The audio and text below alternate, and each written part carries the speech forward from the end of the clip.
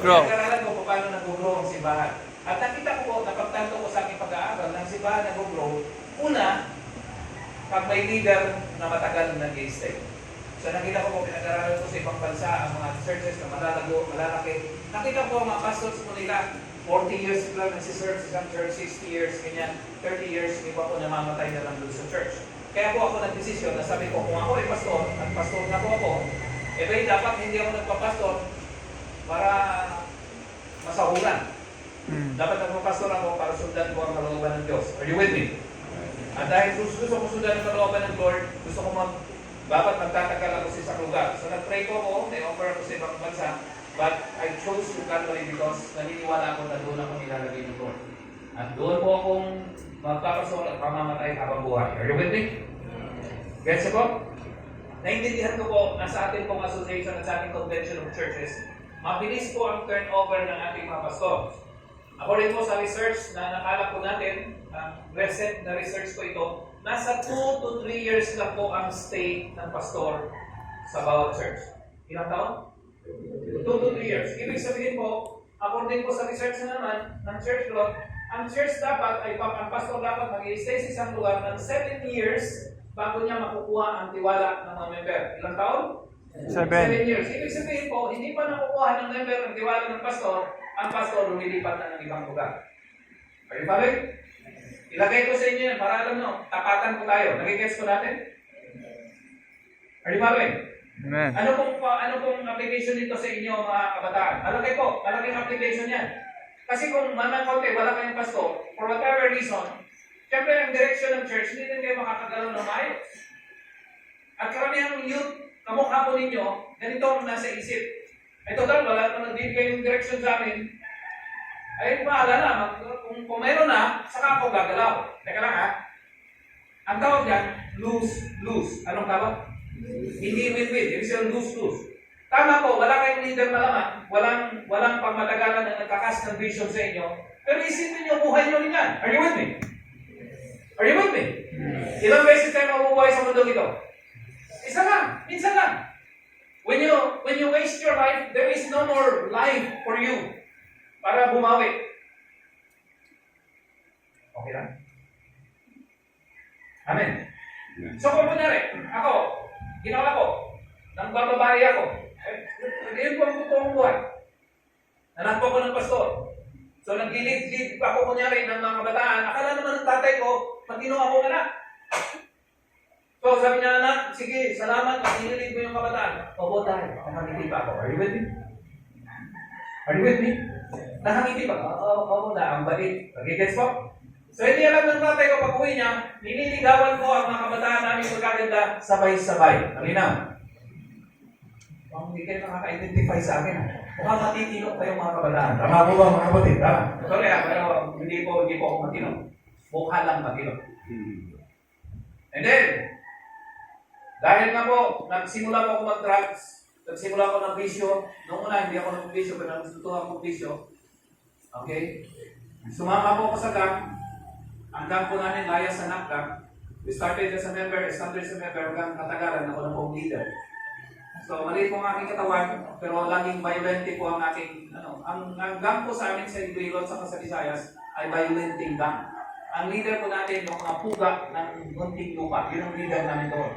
Ibig sabihin po, hindi po kami sumasabi sa gang na parang fraternity lang, brotherhood. Hindi po. Pag nasa gang po, ibig sabihin nun, mangsisira ka ng buwan ng ibang tao. Nagigets niyo po ako mga kapatid? Are you with me?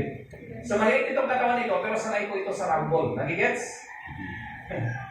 Nagigets? Sanay din akong pag-knock out ng mga tao. Gets? Are you with me? So, dahil nga po sa bisyo ko po sa drugs, hindi alam ng tatay ko na yung mga kabataan namin, akala niya ay matinong akong anak, hindi niya alam na pagtalikod niya, tinuturuan ko mag-marijuana.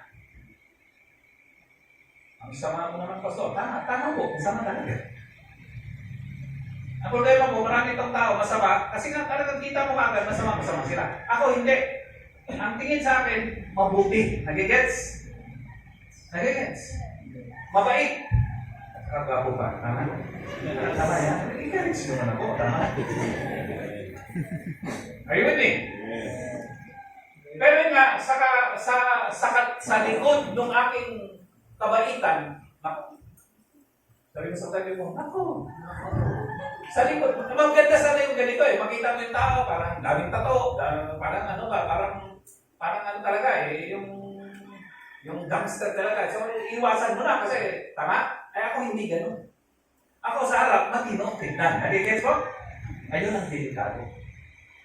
Kasi anak na po ako ng pastor, naglilid-lead ako kunyari. Pero ang purpose ko para sa aking sariling agenda. Ang tawag doon, selfish agenda. Anong tawag? Selfish agenda. And nakakalungkot na po, yung iba pong tinuruan ko na magmariwana, hindi na po nakabalik. Kasi hindi nakabawi. Lubusan na sila ang kanyang buhay. Hindi ko pinagpapakyan, ikinalulungkot ko. Pero yun po ang totoong nangyayari. Nag-guess ko ako mga Amen? Okay, i-relate ko lang. Bakit po ako pinakwento ito sa inyo? Kasi gusto kong ilagay sa inyo kung anong dapat yung harapin bilang mga kabataan. Marami pong nangyayari ngayon, marami pong issue sa mga kabataan ngayon. Tama? Tama po? Maraming confusion ng mga kabataan ngayon. Sabi ko nga kanina, nag-lecture ako sa maraming different high schools dito sa Baguio. Grade 7, grade 8, grade 9. Kahapon lang, nandun kami ni Kuya sa Ruans, National High School.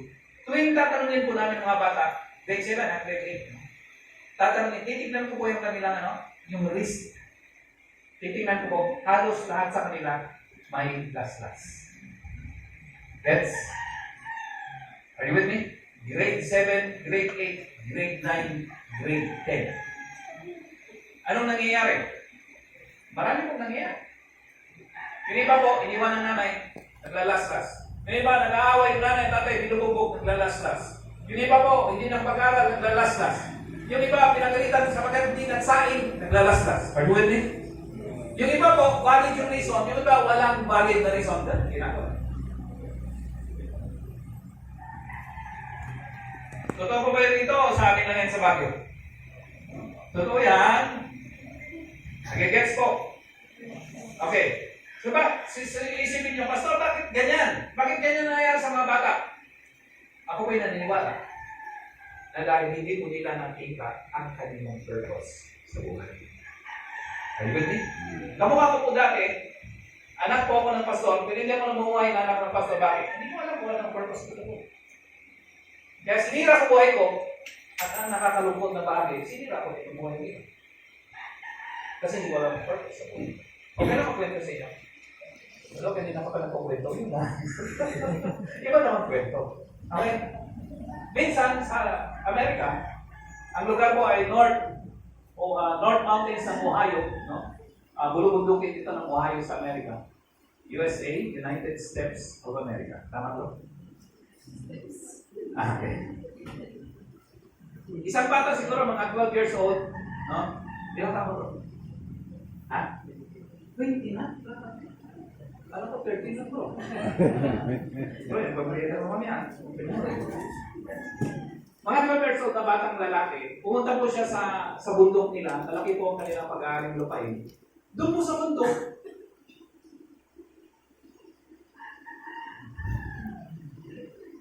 may nakita po siyang itlog. Siyempre sa Amerika, tama? May nakita siyang itlog sa taas ng bundok, nag-aalit siya. Sabi niya, bihirap kami. Siyempre, English ka, no? Pambihirap pats. Ano, gano'n English. Sabi ka na sana pambihirap kami. Siyempre sa English, no? Bakit kasi yung aming yung aming inahin dito pa nangingitlog sa taas ng bundok? Eh, ang dami namang mga pugaran doon sa amin. Gagamit siya, pinuha niyo ito. Dari-dari siya. Hindi hanggang isa ba? Ang hindi niya alam, ay hindi yung itlog ng kanilang manok. Itlog po yun ng agila. At sa amin sa Bisaya, ang tawag sa agila, igul. Anong tawag sa amin? Sabi mo sa tabi mo, igul daw. Okay lang kayo? At isang tabi itong itlog ng agila na pisa, kamukha ng itlog ng mga manok. So siyempre, iba yung agila. Siyempre, mas malaki, tama? So, nagtataka yung mga manok, siguro English months, ha? Sabi niya, bakit yun ang laki-laki? Ang laki ng ilong. Laki ng butas ng ilong. Ba't kami ang cute? Okay lang kayo? Parang hindi eh. Parang hindi yata kayo sanay sa preaching na nagpukwento eh. No? Kung gusto niya nakakit Bible eh, tama. Siyempre mga kabataan kayo, kaya dapat may kwento. Tama po ba? Are you with me? Say yes. Yes. Okay. Anyway, naghanap po sila ng pagkain. Pamuka ng ibang mga ano. At habang nandun sila sa field, nasa sila? Sa field, nakakita sila ng manok. So siguro naman, kasi kayo, malamang taga-syudad kayo eh. Ako kasi taga-probinsya ko eh. Sa probinsya po, pag ang mga manok na gano'n, pag may mga lumilipad, kanya kamukha ng muwak, nagbibigay ng signal yung nanay, tama? Ibig sabihin, baka nagitin kayo, ano kayo, maghanap kayo ng matataguan. So, naghahanap ng matataguan sa mga manok na maliliit, tama ko?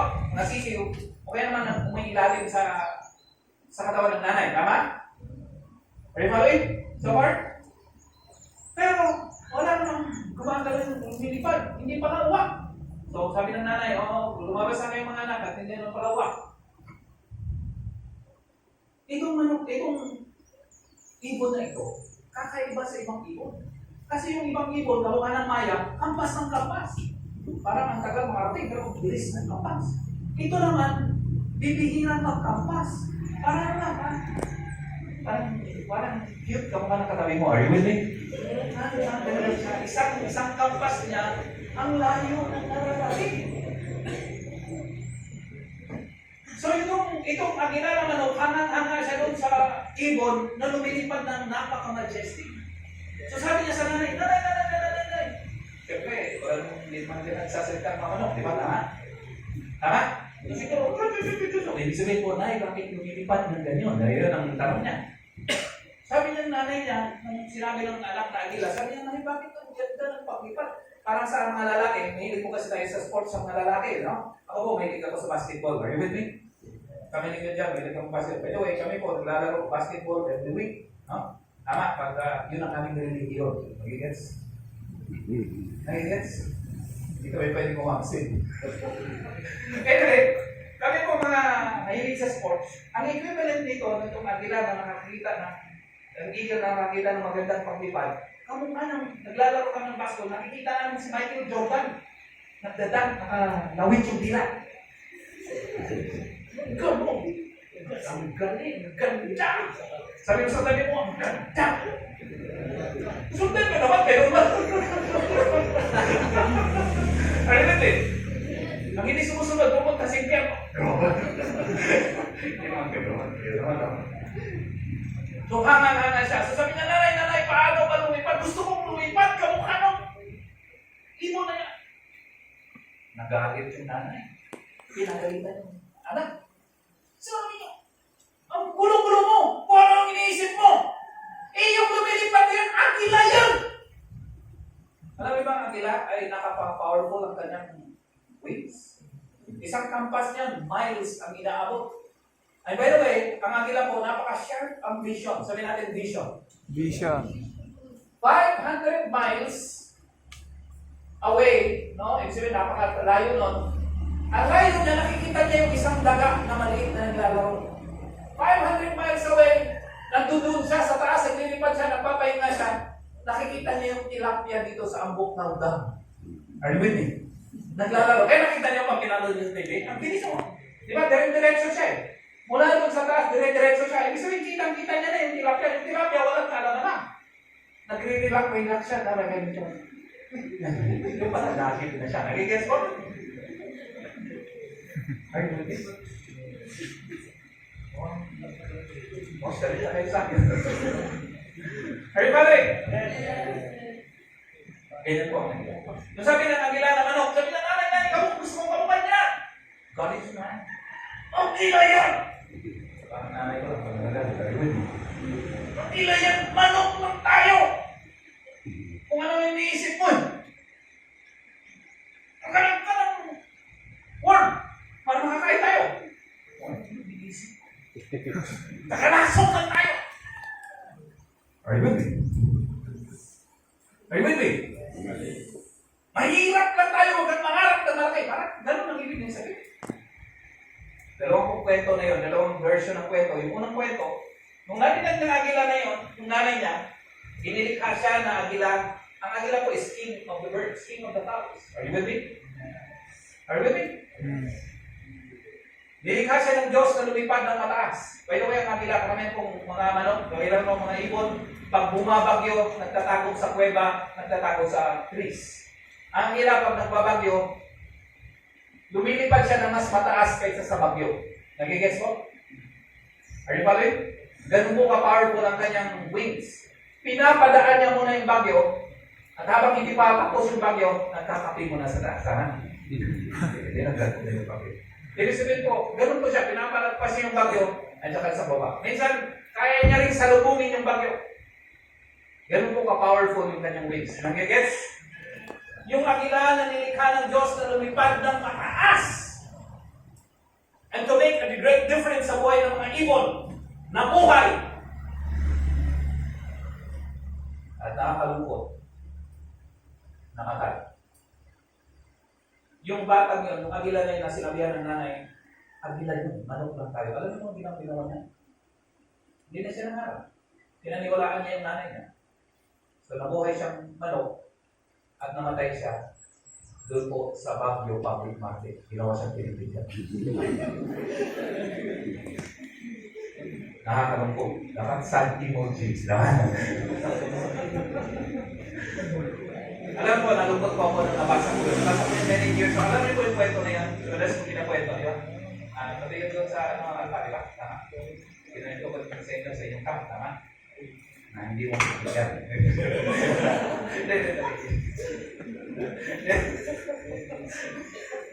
Kaya ginig sila doon. Pinakwento ko yung brother. Alam mo kung bakit? Because that story changed my life. Nabasa ko po yun many years ago and many years ago, tama? And that story changed my life. Ang agila nilikha ng Diyos na lumipad ng pataas at magiging hari ng mga ibon na buhay at namatay. Nakabunaw na buhay siya, nakamukha ng isang lowly chicken. Sayang. Sabi mo sa tabi mo, science. Science. May pangalawang version ng story niyo. Okay lang kayo mapakinggan? O gusto niya mag-closing prayer tayo? Ang pangalawang version ng story niyo is that, gano'n po, second service, 12 years old, napunta po ng North Ohio, mga North Mountains ng Ohio, United States of America. Nakita siya ng itlog, inuwi niya yung itlog, nilagay sa pugaran ng kanilang poultry.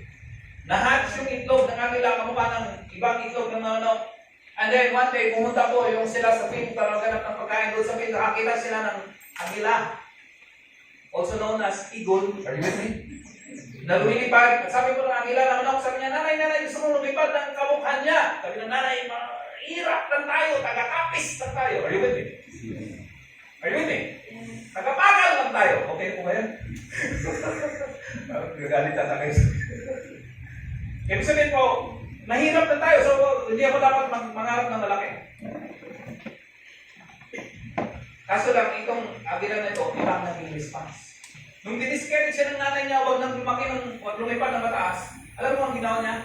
Nagpalamig. Anong ginawa? Nagpalamig. So pumunta muna ng Riverview. Pumunta muna siya ng streams, ng batis, para uminom ng malamig na tubig. Okay, ito na. So umiinom siya, di ba? Alam niyo naman, pagka manok, o saka ang ibon, pag umiinom, gano'n, no? Hindi gumagamit ng tasa, tama? Hindi gumagamit ng baso. So pag umiinom siya ng gano'n, at tumitingala para malunok niya yung tubig, tama? Tama po? Tanghaling tapat, nakikita niyo yung kanyang mukha. Sabi niya, teka lang. Tinitingnan niya yung nanay niya, at mukha niya, magkaiba. Tinitingnan niya yung mga kapatid niya, at mukha niya, magkaiba pa rin. At habang tinitingnan siya na nakikita niya yung lumilipad sa taas, medyo malayo, pero yun ang mukha niya. So tinitingnan niya maigi mga 5 hours. Diba, hindi mo ganun katagal, tama? Tinitingnan niya maigi hanggang sa na-convince siya na ang kamukha niya ay lumilipad. Napagtanto niya na hindi siya manok.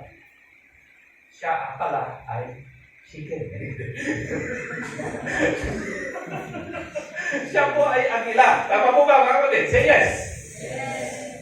Nung nalaman niyang siya yung nagila, siyempre may ginawa na.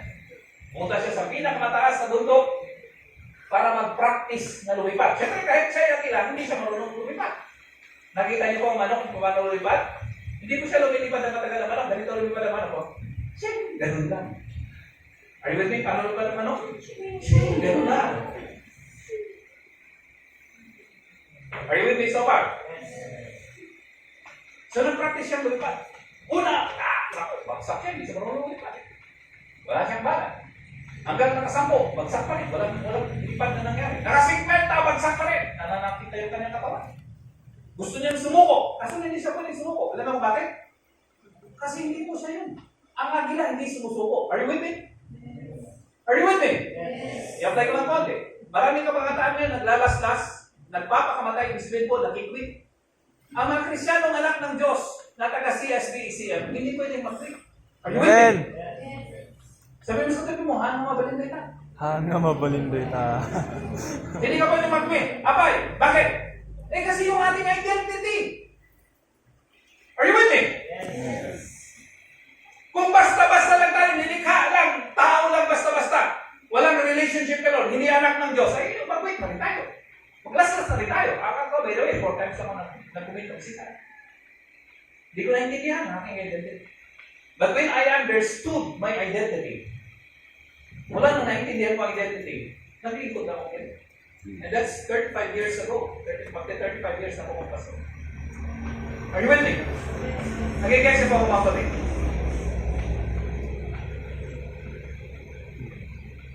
Hindi siya nag-quit. And of course, katagalan after siguro 500 times na tries, natuto na siyang lumipad. Tama? Ang tanong ganito, anong magkakaiba? Yung isa hindi nakalipad, yung isa nakalipad. Anong magkakaiba? Identity. Our identity determines our purpose. Ano po yan mga kapatid? Our identity determines our purpose. Our identity determines our purpose. Kunyari itong microphone. Bakit nilikha ang microphone? To amplify my voice. Malinaw? Malinaw po? So ang microphone pala, hindi pwede ibato ito sa matabi mo. Tama po? Tama? Na pag nagalit ka, babatuhin mo ng microphone, yung wireless mic. Hindi pwede. Kasi hindi nilikha ang microphone para pang bato. Are you with me? Are you with me po? Nilikha ang microphone to amplify my voice. Ang identity ng microphone, nandoon, nakapaloob doon ang kanyang purpose. Malinaw? Malinaw po? So, ang identity ng microphone, ang purpose niya is to amplify my voice. Are you with me? Okay, ihambing natin sa isang tao. Bakit tayo nilikha? Sabi mo sa katabi mo, siguro para magpa-cute. Are you with me? Are you with me? Akala ko noon, noong ako'y kabataan, akala ko ang aking self-esteem ay tataas pag marami akong girlfriends. Plural. Are you with me? Are you with me? Yes. Tama po? Hindi. Pero tama ba po na ang aking identity nakadepende sa aking girlfriends? Mali ako. Kaya nga, I was transferring from one relationship to another. By the way, wala naman kaming relationship kasi binabasket ako ng manililigawan ko. Are you with me? Are you with me po mga kapatid? Nagigets po? Kasi yun. So, hindi ako makakuita ng acceptance doon sa mga opposite sex. Bisyo. Violence. Tama? So, pag nakakabagbog kami ng kapwa-kabataan at nauuspital, parang pungtura kami. Pero, teka lang. Yung ba talaga ang aking purpose? Tama po ba mga kapatid? Are you with me? Hindi yun ang aking purpose. I was out of my purpose. Dahil I was out of my purpose, hindi ako maligaya. Tama po ba? Tama po? So, nahit mo naman, hindi ako marunong mag-inom. Tinuruan mag-inom. Ba, nung natuto ako inom, dapat inom na kami ng inom. Pag nasa inuman kami, sabihin namin na, tol, tirok tayo! Abang namin. Are you with me po mga kapatid? Are you with me? Sasabihin namin, sky is the limit! Mga tira namin, inuman habang magdama. Pero ang tanong, inilikha ba ako para sa inuman? Are you with me? Tama po. Eh napansin ko, kahit ubusin ko yung mga anak doon sa amin, wala pa rin ako kaligayahan. Parang maligaya lang ako, pero ang totoo, hindi ko na pala ako ligaya. Are you with me? So sinubukan ko sa mas harder na drugs. Marijuana, and then kumulang pa lang kasi ang drugs ko, tinutusok eh. No, hindi kamukha na ngayon na shabu, ano na, hindi good, tinutusok. Nagigess po, kumatin, are you with me? So akala ko, ang problema, pagkatapos lumipas yung drugs, wala na ulit. Nagiging sa bawang mawali.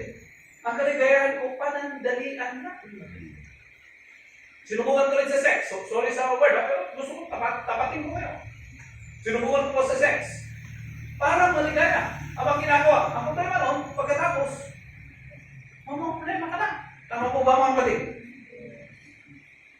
Tama po ba? Because I was living out of my purpose. Malinaw po ba yan mga kapatid? Amen? Amen. Pero kung verse, okay po ba? Yan ang palagyan natin ng verse. Acts chapter 13, verse 36, I should say. Acts 13:36.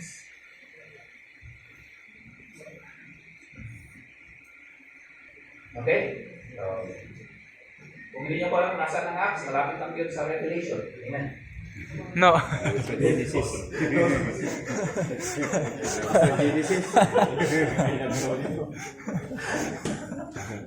Yes ka na lang, yes. So, talaga bro. Acts 13:36. Okay? Malapit ka na mag-o, no?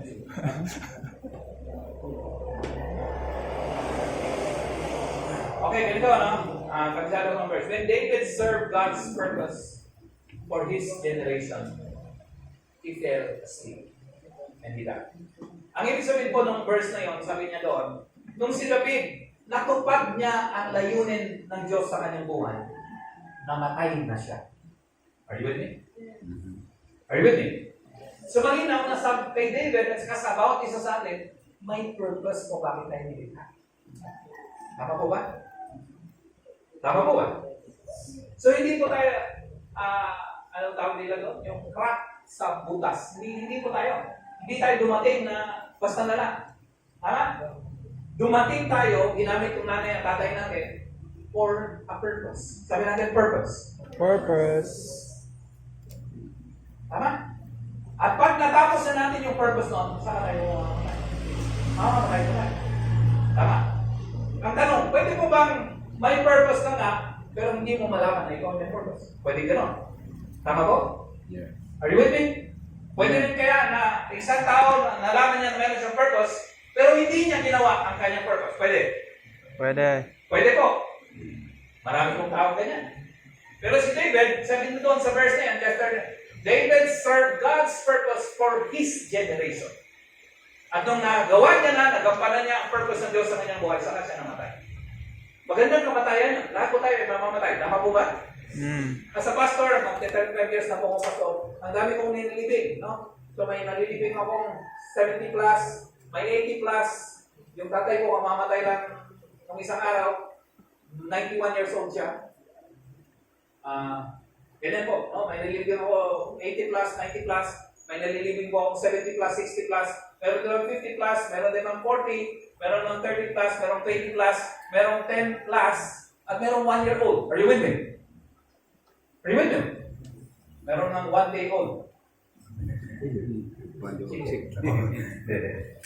Ano po yun? Balot yung pastor. Tama. Are you with me? Lahat po tayo mamamatay. Baka hindi pa po ninyo alam. Yes? Alam niyo kung kabataan ko tayo, isama ko ng sarili ko sa inyo kasi bata pa ako sa tingin ko. Huwag na natin sama dito si Pastor 12, hindi na po bata yan mga yan. Si Pastor 12 po, ang ating Vice President sa ating association. Ang dapat po natin si Pastor 12. Ang lahi po, ano po yan, taga-Pusurubyo ko yun. Imagine po, pupunta pa sila rito kasi mahal nila tayo. Ingat po mga kapatid. At magbibigay siya ng merienda para sa ating mamaya. Tama. Kasi naman, para mapigitan. Hindi pa naka-schedule, pero pilitin natin. Tama po. Kasi si Pastor Gil, mabait yan. Pag ganitong oras. Amen, mga kapatid. So, samantalahin na natin. Tama po ba, mga kapatid? Amen. Okay, so balik pa ako, mga kapatid. Nasaan na ba po yan? Ano? Nasa lasong. Saan na ako? Saan? Ay, one day old. Hindi yun. So, ganito po, ganito. Akala po kabataan po tayo, akala natin walang katapusan ng buhay na ito. That's how we felt pag kabataan tayo. Are you with me? Akala mo, habang buhay ka mabuhay, hindi po. Ako po, many years ago, akala ko, naglalaro na ako, 11 years old, 12 years old ako. Ngayon, 56 years old na ako. Kung daw tingin sa akin, 55 pa lang, tama? Umaayaw talaga. Ano ba naman ang buhay? Hindi ka kapita eh. Are you with me? Tama? So, dapat alam natin ang purpose. Okay lang ba na sabihin ko ang ating purpose? Are you with me? Okay. Matthew chapter, hindi naman ano. Matthew chapter 4, Wala na sa sabay. 18, 19, and 20. Okay lang kayo? Meron kayong Bible? Pwede pong magbasa sa inyo kasi hindi ko kasi na-prepare ng malag dahil hindi ganun talaga. Ito kaya yun. Ayun dyan. Okay. Bro, pwede mo ibasa sa bakang. Matthew chapter 4 verse 18 to 20. 18, 19, and 20. No. Tama. Hindi. 18. Bro, ibasa naman malakas para marinig po pati ng kapitbahay. Verse 18 to 20. Kaya tayo. Tanggalin mo yung mas mo. Matthew chapter 4 verses 18 to 20. While walking by the Sea of Galilee, he saw two brothers, Simon, who is Simon Peter, yes. Yeah. wait lang, Simon and Andrew his brother casting a net into the sea, for they were fishermen, and he said to them, "Follow me, and I will make you fishers of men." Immediately they left their nets and followed him. Okay. So naglalakad si Jesus sa Sea of Galilee. Tama bro, no? So naglalakad po siya doon sa Sea of Galilee. Nakita niya ang dalawang magkapatid. Si Simon at saka si Pastor Well. Amen. At ang kanyang brother, sabi po ng Bible, because they were fishermen. Ano daw po sila? Mangingisda. Sabi ni Jesus Christ sa niya, "Come and follow me, and I will make you fishers of men." So galing sila sa fishers of fish. Pero sabi ni Lord sa kanila, hindi na kayo dapat ganito. Hindi na kayo habang buhay magiging fishers of fish. Sumunod kayo sa akin, kapag gagawin ko kayong fishers of men. Ang tao pala, pag nakilala natin si Lord bilang ating Panginoon at tagapagligtas, magsisimula pala ang tunay nating purpose. Are you with me? Are you with me? So from fishers of fish, nagtatrabaho po sila, dahil marangal pong trabaho yun. Marami po sa panahon ni Jesus Christ, fishermen ang kanilang trabaho. Pero hindi sila magiging fishermen, magiging fishers of men.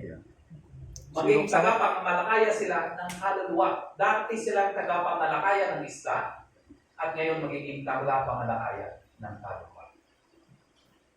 Nung nakilala natin si Lord bilang ating Panginoon at tagapagligtas, magbabago po ang direksyon ng ating buhay according to God's purpose. Mula sa fishers of fish, magiging fishers of men. Malinaw po ba yun? Ako po, bukod sa pagin ng tinig na nag-invento ko sa inyo kanina, 6.5 years old pa na ako, natuto ako maglaro ng chess. Sino sa inyo marunong mag-chess? Sino ba sa inyo marunong mag-chess? Alam mo din mag-kiss, di ba? Ayun. 6.5 years old na ito ako maglaro ng chess. 1 month later, yung nagturo sa akin na matagal na siya naglalaro ng chess, natalo ko na kagad siya. So sabi niya, bro, may talent ka. So ang ginawa niya, tinuruan niya ako, kinos niya ako, binilan niya ako ng books sa Manila kasi malayo ko kami. At pinag-aralan ko yung books na yun. At nananalo po ako sa school, nananalo po ako sa aking town sa mga competition. And dahil po ganun ang nangyayari sa akin, I dream of becoming a world chess champion. Ano ang pakipangarap? World chess champion. Dahil alam ko matayog na pangarap yun, ang ginawa ko, dinisiplina ko ang sarili ko ng matindi para maabot ko yung aking pangarap. Tama po ba yun? Kung gusto kong magiging barangay, liga, world chess champion, hindi na kailangan maghirap. Pero dahil gusto kong world chess champion, ibig sabihin, matindi ang aking disiplina. So 3 to 6 hours a day, araw-araw, dinidisiplina ko sila. So may pasok ako wala. Every time ako iuwi, pupunta ako doon sa room ko maglalaro. May nagbibisita sa tatay ko na pastor, may nagpapakausel sa kanya. 10 kami magkakapatid, 10 medyo bawag ng nanay. Are you with me? Are you with me? Kasi ang kapitbahay namin, 12, 15, 18, 22. So, nang 10 lang sila nanay kaya medyo bawag. Tama? Parang hindi niya ma-record sila. Tumawa lang kayo kahit hindi kayo natatawa. Maawa kayo sa speaker. Are you with me? Anyway, araw-araw pa ako naglalaro, sabi ng mga member ng tatay ko, ay, pastor, hindi ko namin alam na meron pa palang isang anak na may tupak. Kasi hindi na ma-record, sabi na naglalaro ako mag-isa, so akala nila may tupak. Hindi nila alam na pwede kang magbasa ng libro. Are you with me? This is yun ang ginagawa ko. So nakakapaglaro ako mag-isa kasi may libro akong pinag-aaralan. Pero ang tawag lang sa akin, may tupaks. Gets? Anyway, yun ang aming pangarap, World Chess Champion. At sinikap ko pa yun, ako'y nananalo hanggang nakapag-graduate pa ako ng college because I was chess scholarship. Nung kalakasan ko naglalaro ko ng blindfold. Ibig sabihin po, nakapiring ng aking mata, sinasabi lang ng move. At kaya ko maglaro ng ganyan na talunin ng aking kalaban. Siguro naman may idea kayo, mahirap yan. Are you with me? Are you with me? So ganyan po ang aking So nananalo na ako na hanggang nasa candidate master po ako. Pagkasunod doon ay national master, sunod doon ay FIDE master, sunod doon international master, at susunod doon ay grand master. I'm on my way doon sa aking pangarap kasi nga pinagigihan ko. And then one day, nabago ko yung aking pangarap. Pastor, bakit? Kasi una ng 11 years old, nag-backslide po ako. Yung pinakwento ko sa inyo dahil sa maraming kalukuhan, nag-rebelde ako sa Diyos, nag-rebelde sa tatay. Mama ko ng gang, hanggang sa naging leader ako ng gang, nag-bisyo ko hanggang sa nag-detect ako ng drugs. Nasira ang buhay ko at sinira ko yung buhay ng ibang tao. And then at the age of 19 years old, 20 years old, nakilala ko si Lord ulit sa aking buhay. Tama? Mula sa pag-backslide ko, nakapanumbalik ako Lord ng maayos. Are you with me? Are you with me? At ako po yung 21 years old, 1 year later, naramdaman ko na po, nagtatrabaho ko sa Procter & Gamble Philippines sa Manila. Naramdaman ko kung tinatawag ako ng Lord na magpastor. Hindi po ako nakakatulog ng 3 days. Ang pinapakita lang sa akin yung Indian. Sa lahat na aking family. So siguro naman, malinaw naman yan. Na tinatawag tayo ng Lord. Tama po ba? So hindi ako makatulog. So wala akong gawa. Napilitan ako, nag-resign ako sa Lord. Nanalo ka na. Resign sa aking trabaho. At ako'y nagpastor. Are you with me? So kasama ko po sa aking pag-desisyon na magpastor, siyempre, ginibang ko rin aking pangarap na magiging World Chess Champion. So yung isang aparador mo na libro, ay pinamigay ko po. Umiiyak po ako habang pinamigay ko. Kasi mahalaga sa akin yung mga Pero naintindihan ko na pag nakilala mo si Lord, may iba ka ng purpose sa buhay. Are you with me? Dati ang purpose mo makilala sa buong mundo, magiging tanyag dahil sa aking galing. And it's also because of my passion. But nung naghalik si Lord ng lubusan sa aking buhay, pinakita niya sa akin ang aking purpose. At ang aking purpose ay hindi para maging tanyag. Hindi para magkaroon ng maraming girlfriends. Are you with me? Are you with me?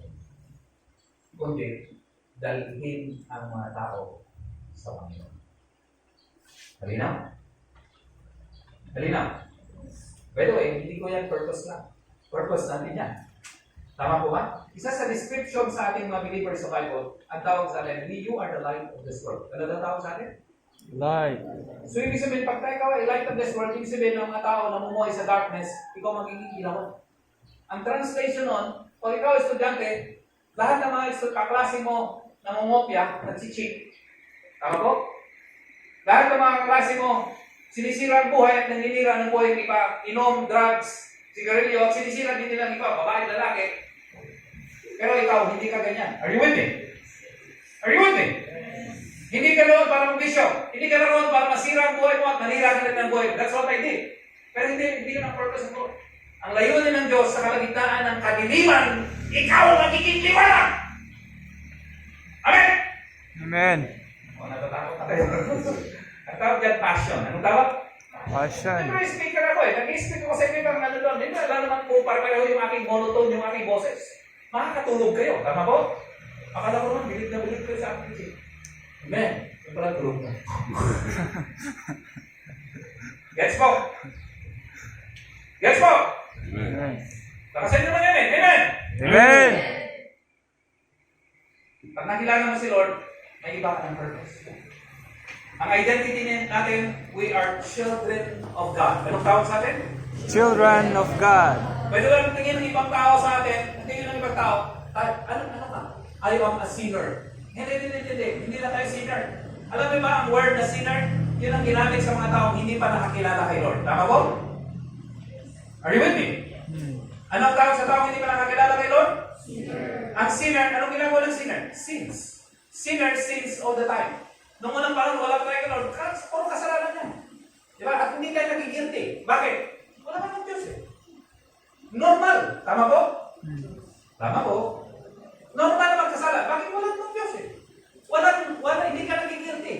Kasi hindi siguro nangari sa buhay mo. But when you become a believer, when you become a Christian, you have a new identity. Sabi natin identity. At ang identity ng followers of Jesus, anong ginagawa niya? Ginagawa natin, we are the light of this world because He is the light of this world. Amen? So kung ilawan sa mundo, ilawan din tayo sa mundo. Hindi pwede yung ginawa ko na ilawan si Lord sa mundo, ako ang nagtatanggal ng ilaw sa mga tao. Hindi pwede yan. Baliktad yan. Tama po ba mga kapatid? Are you with me?